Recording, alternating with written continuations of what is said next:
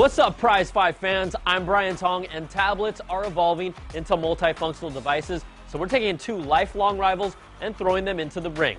It's a Prize5 punch-out between Apple's iPad Pro and Microsoft's Surface Pro 4. Our judges for this fight are senior editor Dan, the man Ackerman, senior editor Scott, Primetime Stein, and you know who, can't go wrong, Tong. We'll take all three judges' blind scores and average them out to the nearest tenth of a point. The final Prize5 score will be an average of all rounds using the same system. Let's get ready to rumble. Round one is design. No surprises here. iPad Pro brings the same classic iPad design with its smooth corners and edges and a 12.9-inch display bringing a 264 pixel per inch density. It's literally a bigger iPad. The Surface Pro design improves with a larger 12.3-inch screen at a 267 ppi density. It still has its signature adjustable kickstand, and its sharp corners and edges bring a more industrial feel to the design. Eye is in the beauty of the beholder, and our judges give the edge to the iPad with a 4, and the Surface Pro gets a 3.8. Next round is user interface and navigation. iOS is still extremely easy to use, but just because it's great on a phone doesn't mean it's as good on a big screen. Split-screen multitasking while watching a video clip is the most an iPad has ever done, but iOS needs more if Apple wants this to truly replace your laptop. Windows 10 was made to work with the Surface Pro 4. It's seamless when you're in desktop mode, and a quick switch turns it into tablet mode. Both work nicely, but it's better for desktop-style work compared to tablet apps because it doesn't have nearly as many apps. The Surface Pro takes this round 2 with a 4, and the iPad Pro gets a 3.3. So after averaging 2 rounds, Microsoft takes the lead. Next round is features.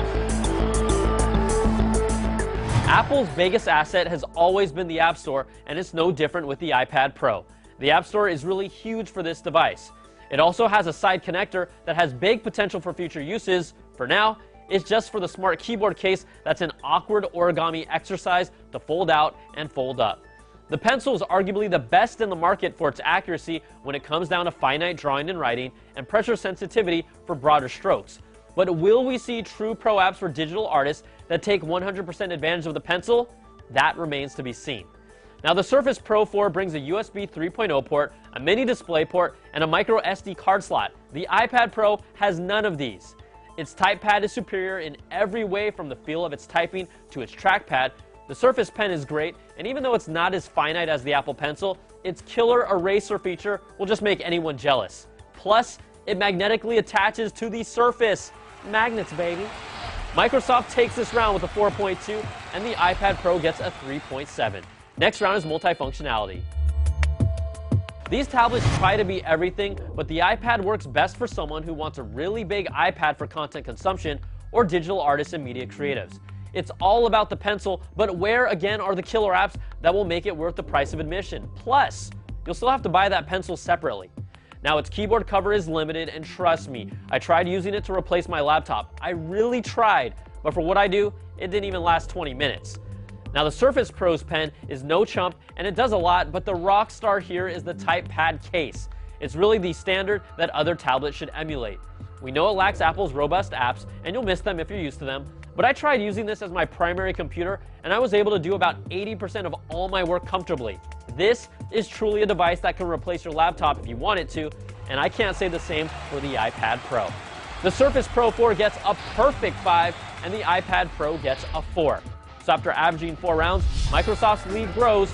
Round 5 is performance.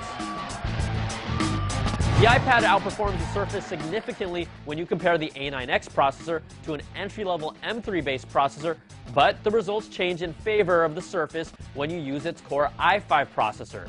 Now, in everyday use, you really can't feel much of a difference, but when it comes to battery life, the Surface Pro 4 falls well behind with around 6.5 hours of battery life. The iPad Pro is easily getting 10+ hours. Battery life is always important, and the iPad takes this round with a 4, and the Surface gets a 3.8. The final round that decides it all is value. Now, the Surface Pro with 128 gigs of storage starts at $899, the typepad case is $129, and the Surface Pen is bundled with the Surface. Now, you can configure these machines differently, and the Surface can even be customized to rival premium PCs. The iPad Pro can get as expensive as a premium laptop, but still doesn't deliver enough to match that price, and bottom line, the Surface is just the better value. The Surface Pro gets a 4 and the iPad gets a 3. So after a battle where the iPad took the lead in round 1, the Surface Pro 4 established its lead that it never let go, and the Surface takes this battle 4.1 to 3.7 and is your prize fight winner. Many of these fights come down to your ecosystem, but in this case, it's the promise of the Apple Pencil for artists versus the multifunctional use of the Surface Pro 4 that separates these two from each other. I'm Brian Tong, thanks for watching, and we'll catch you all next time for another prize fight. Whoop-ah! Whoop-ah! Whoop-ah!